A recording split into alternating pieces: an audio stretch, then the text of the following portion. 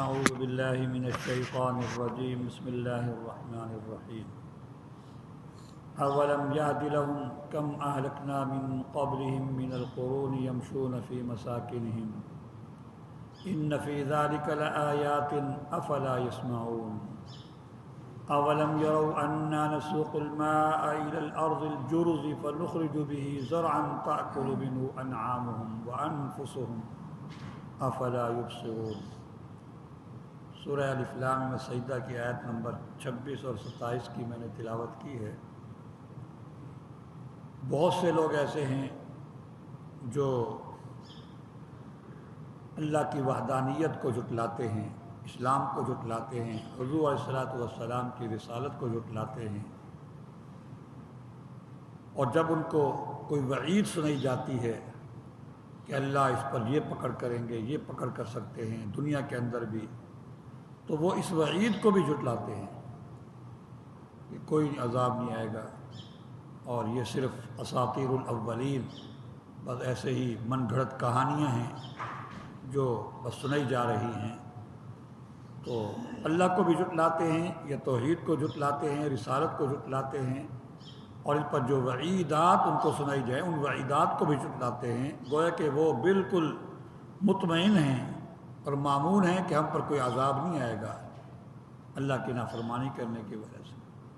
اللہ تبارک و تعالیٰ ارشاد فرماتے ہیں،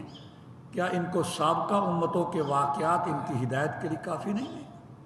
ان کی رہنمائی کے لیے کافی نہیں ہے؟ اولم یہد لہم، کیا یہ بات ان کو ہدایت نہیں دیتی، ان کو نہیں سمجھاتی یہ بات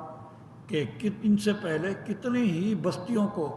کتنے ہی زمانوں کو ہم نے ہلاک کر دیا، ہم زمانے والوں کو ہم نے ہلاک کر دیا۔ قوم عاد ہے، قوم سمود ہے، قوم نوح ہے، قوم ابراہیم ہے، قوم موسیٰ ہے، قوم فرعون ہے، قوم لوط ہے، اصحاب الایکہ ہیں، قوم شعیب ہے۔ کتنے واقعات ان کے سامنے ہیں، اور یہ واقعات صرف سنتے بھی نہیں، دیکھتے بھی ہیں۔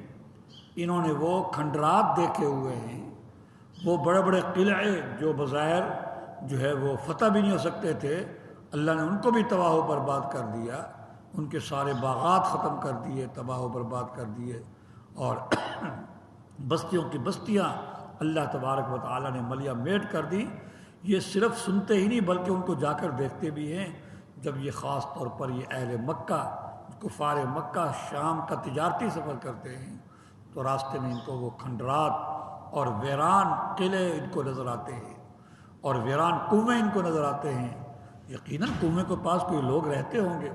ان بڑے بڑے قلعوں میں کوئی لوگ رہتے ہوں گے، ان بڑی بڑی آبادیوں میں کوئی لوگ جس کے اب صرف کھنڈرات ہی باقی ہیں، وہاں کوئی نہ کوئی آبادی تو ہوگی، وہ کہاں گئی؟ وہ اللہ نے تباہ و برباد کر دی۔ تو کیا ان کے لیے یہ بات کافی نہیں ہے، یہ چیز ان کو ہدایت نہیں دیتی کہ ہم نے کتنی ہی ان سے پہلے زمانے والوں کو ہلاک کر دیا؟ یمشون فی مساکنہم، یہ لوگ، یہ کفار، موجودہ کفار، یہ ان کی رہائش گاہوں میں چلتے پھرتے بھی ہیں۔ میں نے بتایا کہ خاص طور پر اہل مکہ جب شام کا تجارتی سفر کرتے تھے تو شام کے ان علاقوں میں جاتے تھے، وہاں سے گزرنا ہوتا تھا جہاں پر وہ سابقہ امتوں کے جو ہے وہ قلعے ہوتے تھے، ان کے کنویں ہوتے تھے، ان کے مکانات اور مساکن ہوتے تھے۔ تو یہ لوگ، یہ کافر، ان کے رہائش گاہوں میں چلتے پھرتے بھی ہیں۔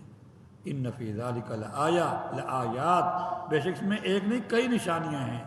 افلا یسمعون، کیا یہ لوگ سنتے نہیں؟ سورہ الحج کے اندر 17ویں پارے میں اللہ پاک نے ارشاد فرمایا، فَكَأَيٍّ مِّن قَرْيَةٍ أَهْلَكْنَاهَا وَهِيَ ظَالِمَةٌ فَهِيَ خَاوِيَةٌ عَلَىٰ عُرُوشِهَا وَبِئْرٍ مُّعَطَّلَةٍ وَقَصْرٍ مَّشِيدٍ، ہم نے کتنی ہی بستیوں کو ہلاک کر دیا جو ظالم تھی، اور ایسا ہلاک کیا کہ ان کی جو دیواریں تھیں ان کی چھتوں پر گر گئیں، چھت پہلے گری، اوپر سے اوپر کی دیوار گری، ان کی دیواریں جو ہے ان کے چھتوں پر گر گئیں۔ اور کتنے ہی ان کو بیکار اور ویران کنویں نظر آتے ہیں، اور کتنے ہی ان کو جو ہے مضبوط بنائے گئے قلعے، پالیسی بناتے ہیں کہ ایسی پالیسی بناؤ، اس طرح کی تعمیر کرو کہ وہ جو ہے وہ زلزلہ پروف ہو، ایسی تعمیر کرو کہ وہ زلزلہ پروف ہو۔ لیکن اسرائیل کو تو کوئی نہیں ہو سکتا نا،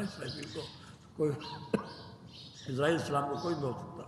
فرمایا کتنے ہی ان کے سامنے مضبوط قلعے ہیں جو ویران اور خراب پڑے ہوئے ہیں، یقیناً وہاں آبادیاں تھیں۔